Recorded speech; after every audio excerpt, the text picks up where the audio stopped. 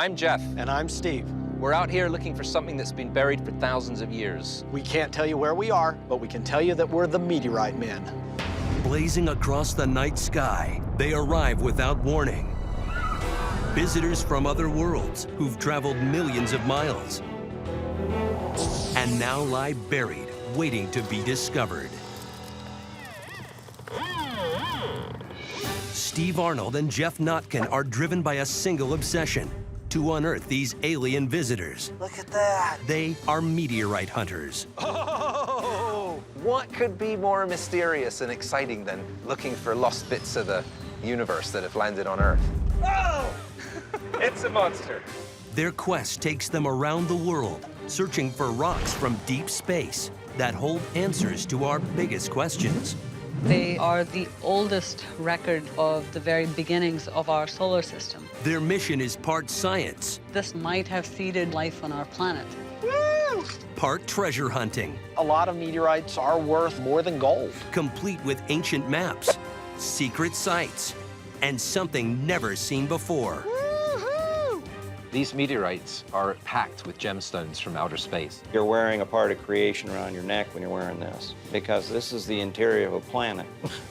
Wow! It's just another day's adventure for the Meteorite Men. This is looking quite big.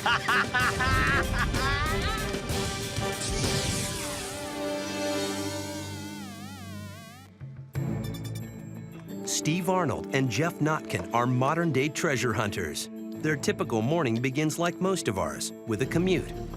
But today, their commute will take them deep into the heartland of America on a quest for the ultimate buried treasure, meteorites that date back to the origins of our solar system.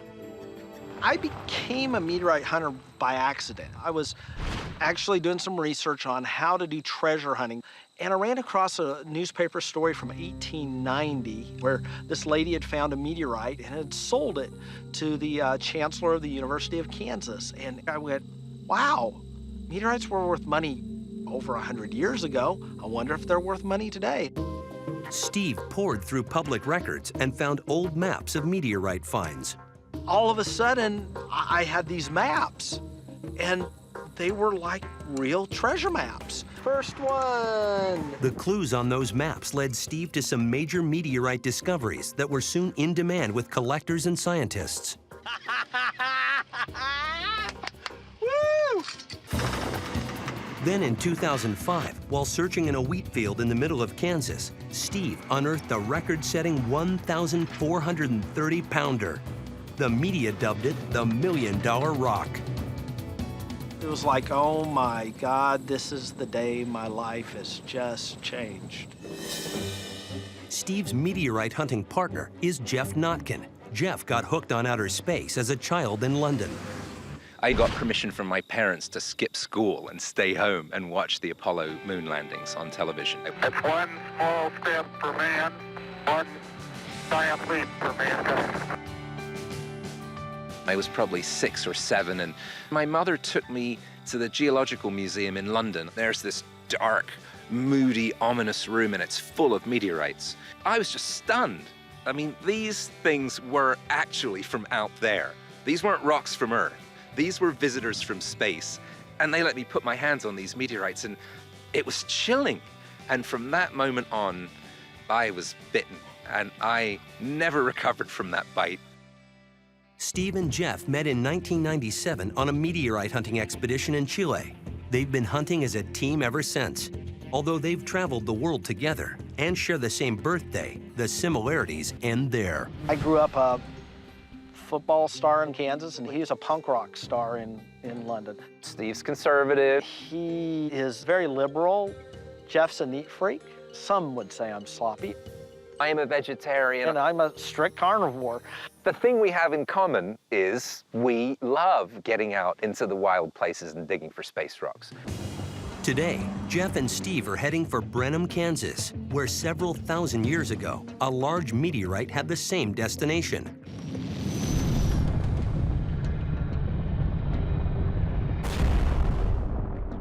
Their goal is to find remnants of that ancient rock. Well, look Look at what the wind blew in. How you doing? It was a tornado, actually. Yeah. I saw Dorothy on my way, and And Toto? I didn't see the dog, but she was standing. Pieces of the Brenham meteorite have been unearthed in these fields for more than a century. It was thought that everything had been recovered. That is, until Steve found his record-setting rock here. Everyone thought there can't possibly be any more meteorites there because people have been hunting since the 1880s. There probably isn't even a pea-sized piece left. That's what everyone thought except Steve. He just rocked the meteorite world. The biggest Brenham ever found. Inspired by the big find, Steve and Geoff believe that some of the largest pieces of the meteorite are still deep underground, beyond the scope of traditional detection equipment. Ready to find some rocks? All right, let's go. Let's go. I want to see. So they've come with an arsenal of tools. I saw. Because most meteorites have a high iron content, metal detectors are essential. Steve and Geoff bring several. This is one of my favorite metal detectors. It doesn't have a very big range, but it's really good for finding smaller targets or for pinpointing larger targets when you're close to them.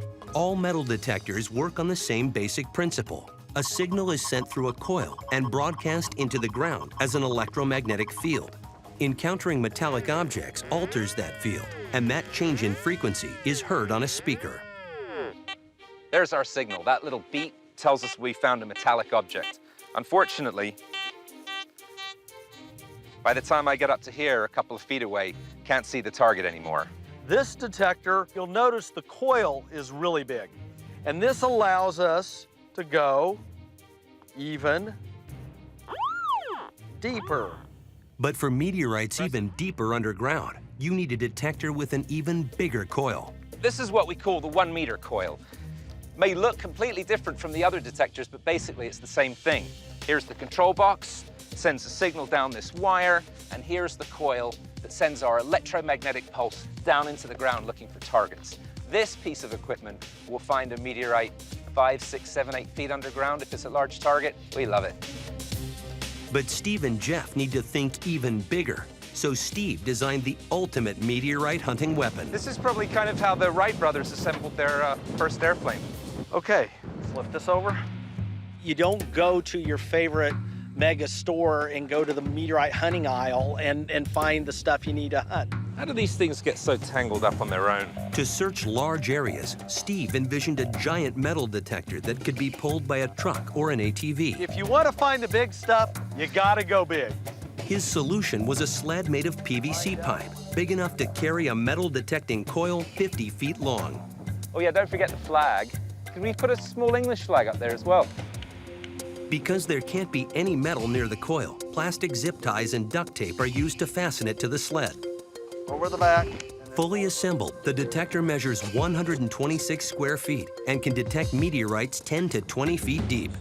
Oh, I feel like Charlton Heston in Ben-Hur. In the old days, hunters would walk a field like this using the little handheld detectors. It's hundreds of acres. You could spend your whole life doing it. With this unit that Steve designed himself, we can cover a huge area like this in a couple of days. But even with the best equipment, knowing where to search for the hidden rocks comes down to understanding just how the meteorite first made its entry into our atmosphere. Now, when an asteroid comes into the Earth's atmosphere, it usually will break up. The force on the mass is tremendous. It breaks up into multiple pieces. So the rock will come in, and as it comes in, the smaller pieces start to drop off, but the larger pieces with more inertia will go further. The landing zone is called a strewn field because the meteorites are literally strewn along a path by the disintegrating meteor. At Brenham, that path spreads out over 9 square miles. In this particular place, we have 125 years of documented meteorite recoveries, and so what we do is go back into the old records and find out where other pieces have been found. So we put all that intelligence together into a map. The yellow is the approximate boundary of the strewn field, and the red stars are some of the meteorites that have been found. The biggest star right here is the largest Brenham meteorite, which was found by Steve a couple of years ago in that field just over there. So we're really close. Their hunch is that other massive pieces followed the same trajectory as Steve's large find. So their search today begins in a sprawling field adjacent to that area. But the odds are still stacked against them. They're trying to find rocks that traveled millions of miles and have been buried for thousands of years, somewhere under 9 square miles of farmland. You have to be prepared to really put in a lot of time if you want to be a meteorite hunter. It's not the kind of thing where you can say, gee, I'm gonna go out and find a meteorite and find one on your first day. It's just not gonna happen. We've gone out in the field sometimes for weeks at a time, 10 hours a day, 5 days, and we don't find anything.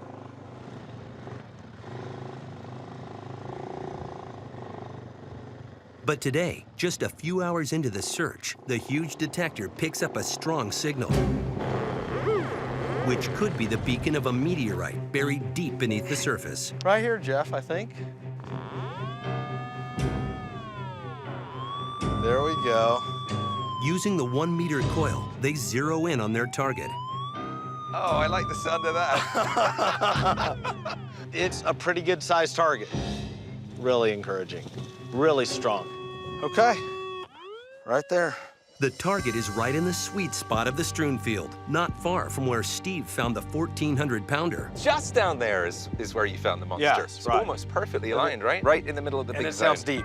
I wanted to get my hand. Yeah, yeah. You start digging, I'm calling the backhoe, all right?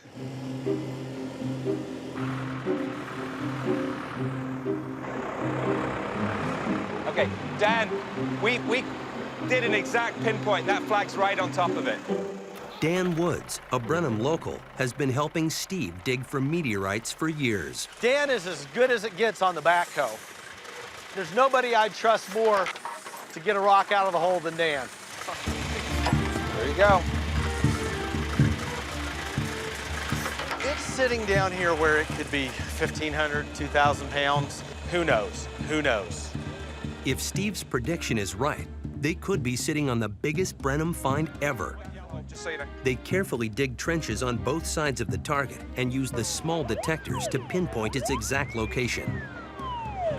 I'm getting it, but it's stronger on that side, and that side's deeper, so Okay. we're probably still further down. Okay. Yeah, the deeper the target is, the bigger it has to be in order for our detectors to see it. So the anticipation's building there. Dan, go ahead and a little more. If you bump into something, stop. Okay. Okay, keep going. I don't see anything yet. Getting down to the clay. That's a good sign. There's a certain point below which you're almost guaranteed to have something, because man-made materials, debris, farm implements, cast-off bits of junk tends to be in about the top 3 feet. So when you start to get down into that dense clay layer, there's not going to be anything human-made down there unless it was purposefully buried, and that's pretty unlikely in the middle of a field in Kansas. There's something in there. Oh. Oh. What is it? That doesn't look very encouraging. No, it doesn't. Let's take a little bit off of here. And Dan, let's go slowly right here on the top.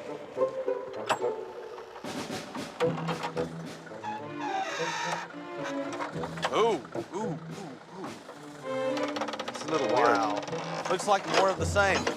What the hell is that? It looks like a 55-gallon drum. Oh, look, and a barrel inside a barrel.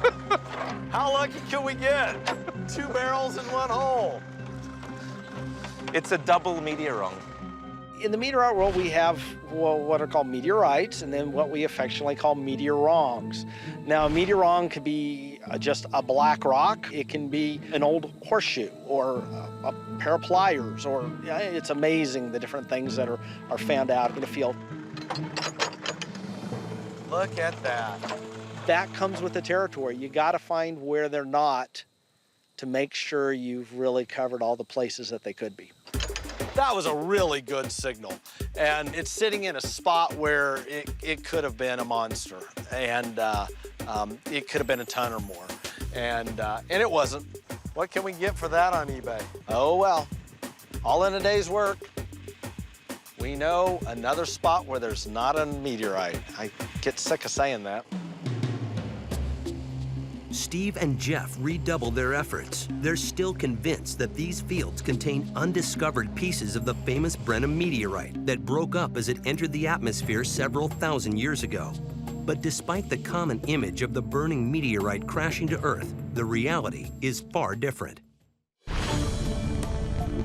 Contrary to popular belief, meteorites are not burning hot when they hit the Earth. People that have been lucky enough to get there shortly after the fall and touch it or pick it up report that they're either cold or slightly warm to the touch. What we see as a fireball is still miles above the Earth. Most meteorites burn out well before they make impact. Although they may hit our atmosphere at many thousands of miles per hour, most meteorites don't make craters. Atmospheric braking slows them down. A typical meteorite might hit the surface of the Earth at a few hundred miles per hour, same speed as a golf ball. 2 more hours of searching and still nothing. Suddenly, the metal detector is triggered to life. It's another signal, even stronger than the last one. And less than a mile from where they uncovered the barrel.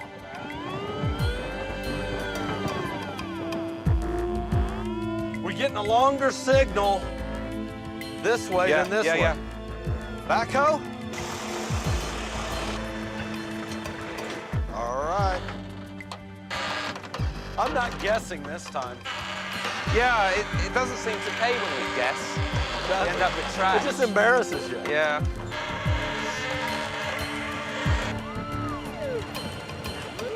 By pointing the detector down in the corner, we see that it's still probably deeper. And the signal is a lot louder on this side. So the target's a little closer to that. You're good. Deeper's always good. The further underground we go, the older the layers are. And so it's time travel. 250 years ago, there wouldn't have been anyone out here that knew how to work iron and steel. So once we get below that time period, there's nothing human anymore. The only things down there may be extraterrestrial. Oh, wow. Right here. Okay, let's jump in the hole with the shovels, dig it out by hand. Yeah, we're getting awfully close. I don't I'm want getting to knock nervous. the top off. Oh. What's happened is we've just hit this little pocket, and it looks like there's some little crystals in there, so we could have just encountered the outer corroded layer of a meteorite. So we're taking it real easy.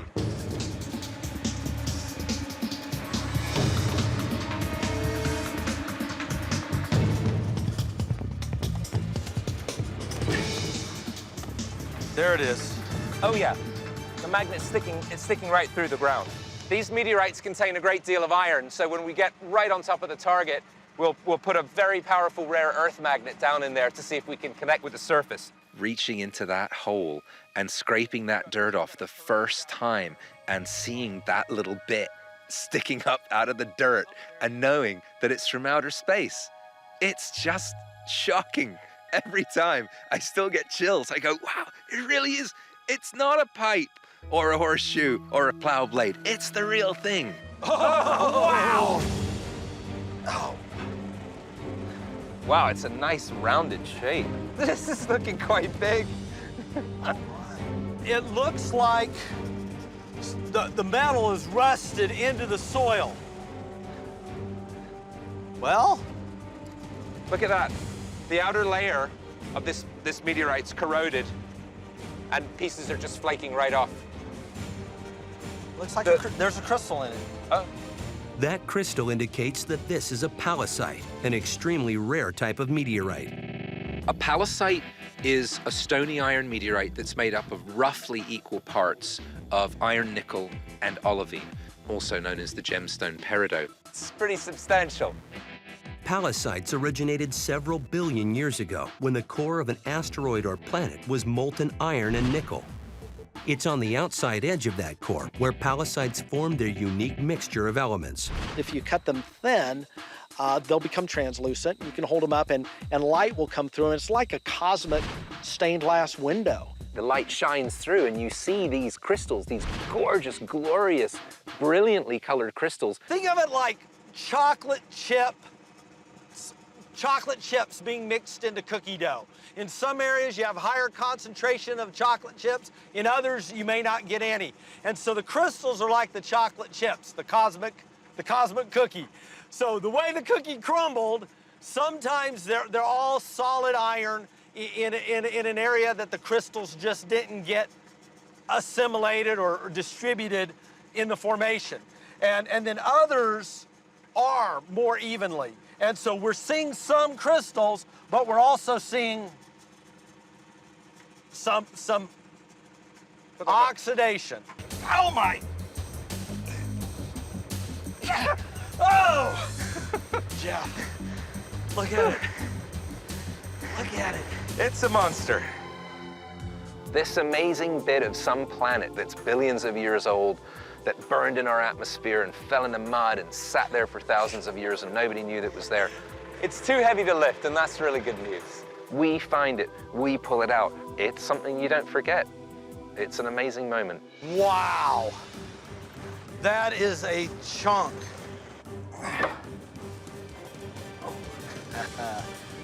Not only has it been reintroduced to sunlight, but we are the first humans ever to see this visitor from outer space.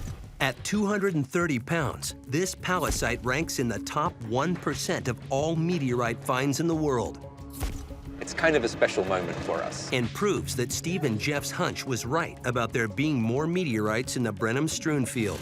They're now convinced that there are even more treasures to uncover here, and they're determined to get to them first. Kansas is a meteorite hunter's mecca with 140 documented meteorite falls, more per square mile than any other place in the U.S.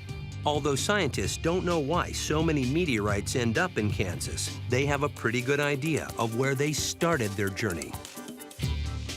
Most specialists agree that most or all meteorites were once part of the asteroid belt between Mars and Jupiter in our own solar system. So a large planet or asteroid breaks apart for whatever reason. Perhaps it collided with another one. Things crash into each other up there in the asteroid belt all the time, apparently. There are billions of pieces of cosmic debris wandering around up there in space. And every now and then, our planet bumps into one of them. The meteorite fall in Brenham has been heavily searched for decades.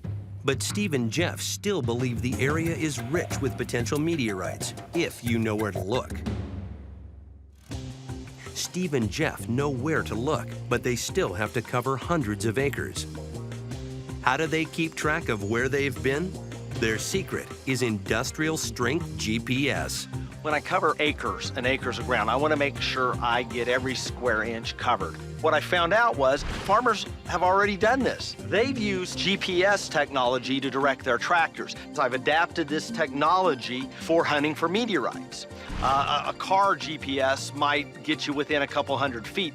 This is going to get us within a couple of inches. I'll set it with a path on here, and then I follow it, and then it tells me to turn around, and within inches, I can come back the other direction. This screen will give me an arrow that will point me in the direction I need to go. When I get really close, I have red lights up on the bar that will tell me when I'm too far off. If I'm centered perfectly, I get 3 good green lights up there.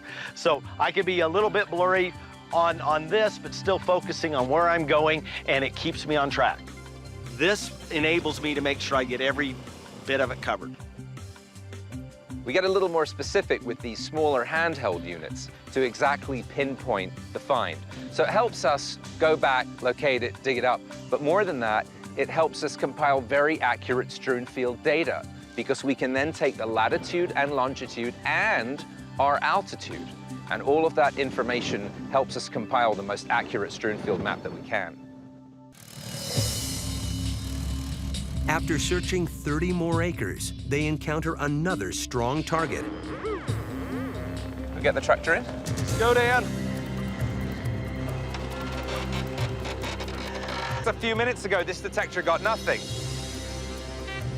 Now we got a solid target there, so we're getting closer. Farmer Denny Ross keeps a close eye on the dig. His family owns the land, and Steve approached him for permission to search. He drew up a contract, and we'd split the share of one if he sold one and found it sold.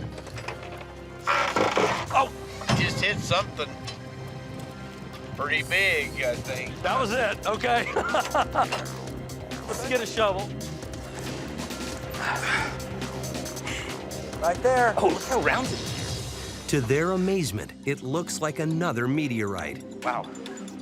We've just exposed a tiny bit of it, and what always makes us really happy is when the magnet sticks. Look how deep it is. Wow. Yeah. That's one of the really great moments when you uncover a little bit of it, and you go, oh yeah, it really is a meteorite. And then you uncover a bit more, and then some mud falls off, and you go, oh wow, it's actually that big. We got a big one. 1, 2, 3. Woo! At 273 pounds, this find is even larger than the first. 2 for 3. That's not bad odds, actually, in this game. Both are in the top 1% of all meteorite discoveries in the world. This is the land of the giants. And it's almost like going on a safari at Jurassic Park. It's just, this is about as good as it can get. Agreed. The only thing I'm a little concerned about is how we're going to get it out of the field. Yeah, no kidding. The odds of finding 2 meteorites this large on one expedition is like winning the lottery twice. Each rock could bring in $100,000 or more. The next destination for these rocks will most likely be a private collection, museum, or research facility. In fact, the scientists who study meteorites rely on hunters like Steve and Geoff to provide samples. We donate a piece of every new specimen that's found to science, and they're able to get a lot of information. They're able to classify the rock as to what type it is. It benefits everybody because they get a sample, a specimen to work with, and we get the benefit of their expertise, of their knowledge. So with more than 500 pounds of meteorites in the back seat, Steve and Geoff take to the highway.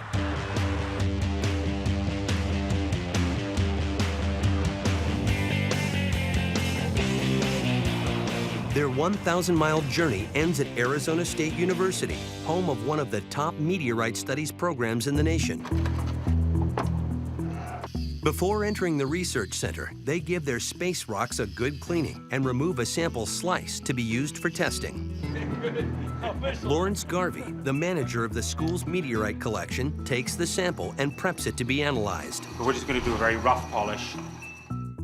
ASU's I-beam lab has a particle accelerator. It's one of the few instruments that can quickly determine if Steve and Geoff's find is extraterrestrial or just an ordinary rock from Kansas.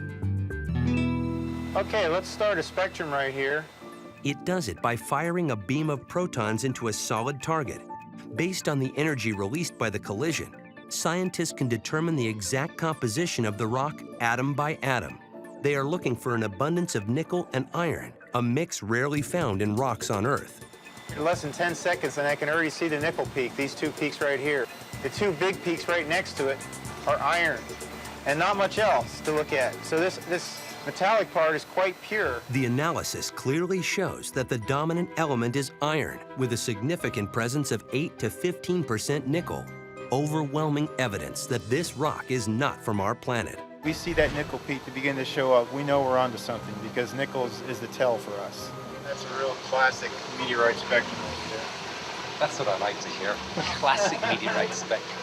Tests also confirmed that the pieces Steve and Geoff found were part of the historic Brenham meteorite. We analyzed their piece and we compared it with a piece of Brenham that we have in our collection, and they matched up in terms of the content of nickel in these samples. Professor Meenakshi Wadhwa, who directs the ASU Meteorite Studies program, is an analytical geochemist. I want you to guess which one of these is a meteorite and which one's a meteoron. My work focuses on trying to understand when the planets are forming and how the planets are forming. And you can do that by studying meteorites because they are the oldest record that we have of the very beginnings of our solar system. In fact, ASU has a collection that includes meteorites that were formed even before our solar system. These were probably the very first solids to form 4.5 billion years ago. They even contain particles that actually formed around other stars before our sun was even formed.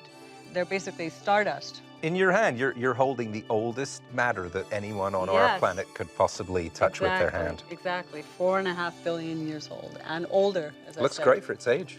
Yes. Holding up quite well.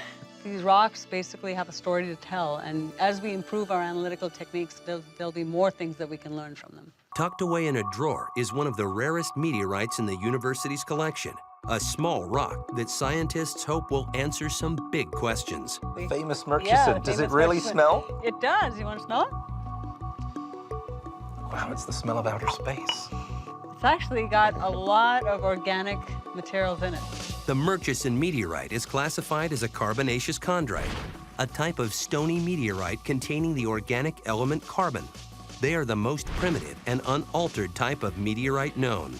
It's got, yeah, it's still got some of the... clean that up, would you? Yeah, it's still got some of the dirt on it.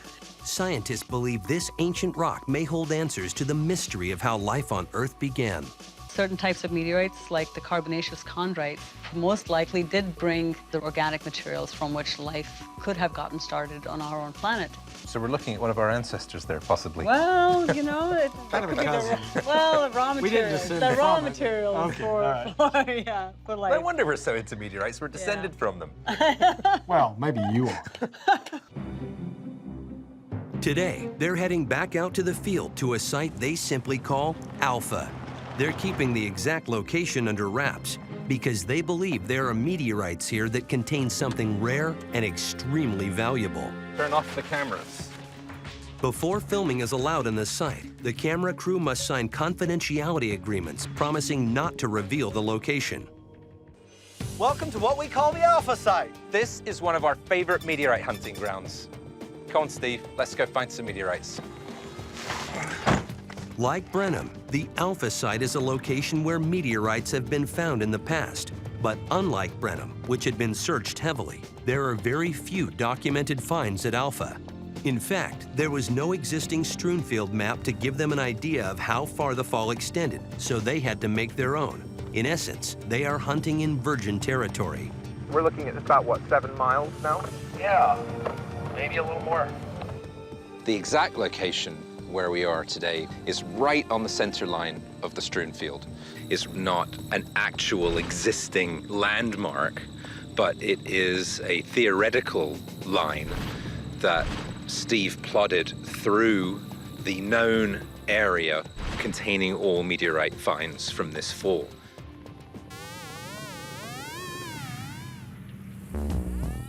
But there's never a guarantee. And here at Alpha, it's even more of a shot in the dark because of the limited historical records. Steve, it's really loud. It sounds near the surface. Please scratch around, make sure it's something right or something wrong. Okay. Metal post or something. What'd you find? I don't even know. Whoa, I've got something over here. I bet it's just a piece of old farm equipment. You know, Babe Ruth was the home run king, but he was also the strikeout king. And so you have to be willing to strike out a lot. Well, hey, you add that to the collection, I guess. It's kind of cool, actually. Certainly iron. Didn't you say this was the best bit of the strewn field? Geoff, if it was easy, everyone would be doing it. We got a monster target here. That's a 2 shovel signal. I think you're right. Like Forrest Gump's mom said, meteorite hunting's like a box of chocolates. You never know what you're gonna get. It can't be terribly deep or it wouldn't have. Uh-oh. Uh-oh. That's not a meteorite. Wow! What a signal!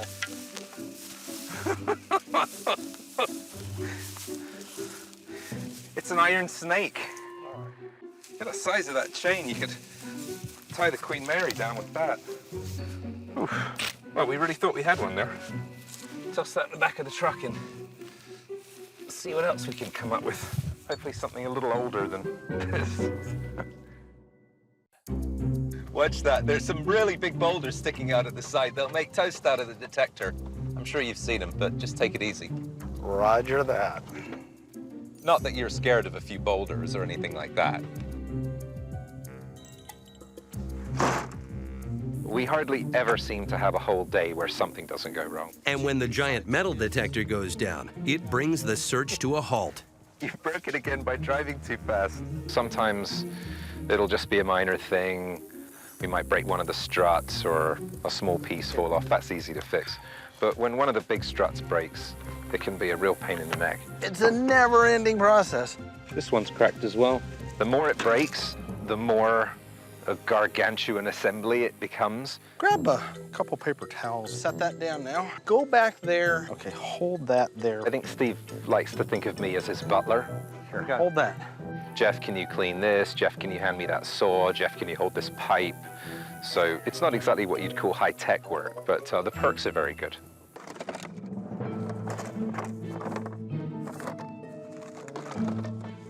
Steve's truck is one of the messiest things I've ever seen. It's a kind of collection of random garbage. Is this your filing cabinet back here? Rusty old tools, bits of clothing. Steve, I've never seen so much garbage in one truck. It's just all thrown haphazardly in there together, and then he goes, Find the monkey wrench in the back. it's like going through a garbage dump trying to find something. Have you ever thought of keeping all your tools in one box?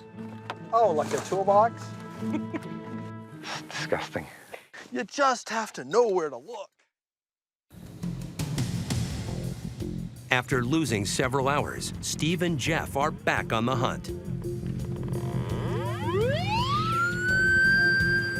Hey, Geoff, that one sounded strong. I'm gonna check it. This smaller unit has a very limited range, and the fact that I'm getting a loud signal means that it's either a very big target or it's something really close to the surface, or possibly both. Let's see what we got here. The few documented meteorite finds at Alpha were buried closer to the surface, so Steve and Geoff have foregone the backhoe here. Shovels and sweat should be all they need to uncover a target. It's possible that the meteorite fall at Alpha is more recent than the one at Brenham, so there has been less time for soil to build up. Oh! Got something? Yeah. I don't want to hit it hard. Oh! Wow. Oh, Is it? Oh, yeah. Oh, yeah. Look That at the looks rust. really good. Dude! Finally! Look at that. That's potentially a nice shape. Yeah.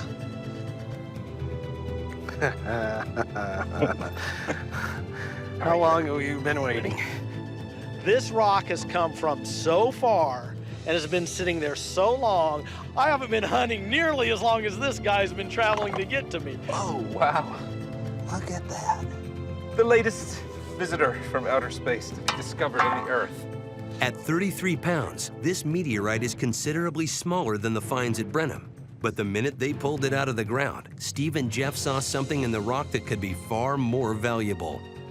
This meteorite contains something we've never seen in a meteorite. Here's our newest find, and as he's a bit of a VIP, he gets to ride up front with me. Place of honor.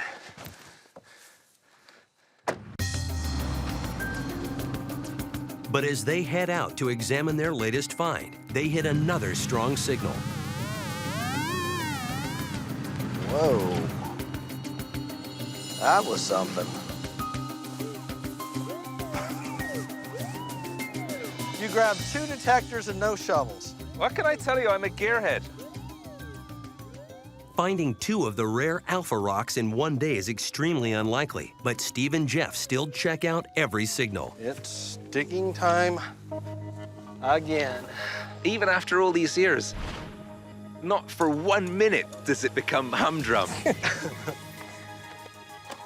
It's like digging through tarmac. Man, this is hard digging. So much for shallow targets at Alpha. Let's keep digging. I never go, oh, do we have to dig up another meteorite? How tiresome. This could be an extraterrestrial visitor down here. Resting's not allowed. To go anywhere and even find one tiny meteorite is a great achievement. Ooh. Yeah, there's definitely something down there. Space is huge. Those fragments of debris from the asteroid belt could have gone anywhere. Away from Earth, into the sun, a million billion possibilities. A piece encounters the Earth's atmosphere, it doesn't melt, burn up completely. It falls to Earth, it doesn't fall in the ocean, it doesn't fall in the Arctic or in the rainforests. It actually lands somewhere where we might one day find it. It's definitely sticking to a magnet. Wow. It looks like a corner of a meteorite. I don't think it's a meteor wrong. We have overcome literally astronomical odds to find one. We may need to dig a fairly large hole to get this guy out. Exhausted but exhilarated, they're now in a flat-out race to dig it out before the sun sets. There's a nice little corner exposed. We might be able to lever it up from that. Oh! It's moving a little bit.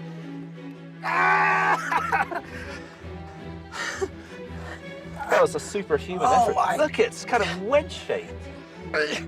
Oh! It looks like a spaceship. It is a monster. Look at that. Look at that! What a privilege it is to be the first humans ever to see this amazing thing that traveled millions of miles, to see us, to be here. Not only a visitor from outer space, but a very substantial one. At 109 pounds, this find is more than 3 times the size of the first Alpha rock. And upon closer examination, Steve and Geoff are even more excited about the meteorites they've uncovered here. It's just covered in all these little indentations. It's so unusual. But it's what's inside those indentations that sets the Alpha meteorites apart. It is packed with olivine crystals. The mineral olivine, named for its olive green color, is commonly found on Earth. In gem form, it's known as peridot, the August birthstone. But meteorites containing olivine are extremely rare. And what makes Steve and Geoff's find so amazing is that much of the olivine has made the tumultuous journey to Earth without shattering. For example, the Brenham meteorite. If you look at a slice of Brenham, all the crystals are shattered in it. But the crystals in the Alpha meteorites are remarkably clear and unbroken. Harder and harder to find. For Steve and Geoff, that means that the rocks they've been finding at Alpha may soon be coveted by more than just scientists and collectors.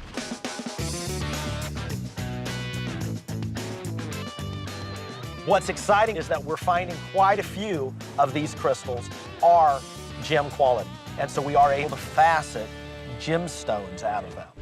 Steve sent one of the faceted stones to gemologist John Koivula, an expert on peridot from meteorites. It's the only extraterrestrial gem we have. A good portion of the asteroid belt consists of rocks, basically, and then a few have the olivine grains. So it's a rarity to begin with, right in the asteroid belt. And how many of them are going to actually hit the Earth? Not many. So when one does hit, it's a rare occurrence. In the world of gems, rare equals pricey. Peridot found on Earth goes for about $60 a carat, while peridot from meteorites sells for more than $1,000 a carat. This is one of Steve Arnold's stones. Actually, this is very big for an extraterrestrial peridot, and it's very nice. So basically, you're wearing a part of creation around your neck when you're wearing this, because this is the interior of a planet. That's what it is. It's a piece of an interior of a planet. When you think about it, these meteorites are literally packed with gemstones from outer space. So how can the GIA tell if a gemstone is from outer space or from right here on Earth? Experts like Koivula can look for microscopic details inside the gems. The inclusions you find in the extraterrestrial peridots are shock remnants, and they form along structural planes. This is multiple cleavages. And terrestrial peridot inclusions have a distinctly different look under the microscope. This is the relatively common inclusion in a terrestrial peridot, one from planet Earth. But what if the source of peridot can't be distinguished by looking under a microscope? Then we would rely on the chemical profiles created by the mass spectrometer. A mass spectrometer works by placing a sample in an airtight chamber, and a laser vaporizes small bits of the sample. The flashing circle of light is the laser firing. The vaporized material is then fed into a plasma torch, a jet of gas as hot as the surface of the sun. The mass spectrometer sorts out the basic chemical elements and creates a fingerprint that is unique for extraterrestrial gemstones like peridot. What's even more amazing is the discovery made by accident. The alpha stones, when cut and polished, display chatoyance, the mysterious light within the stone, similar to light reflecting in a cat's eye. Chatoyance has never been seen in a meteorite before. Steve's and Geoff's discovery opens up a new scientific question of why this effect has only appeared in the alpha stones, a question that may help unlock some of the many mysteries carried to Earth by these extraterrestrial visitors.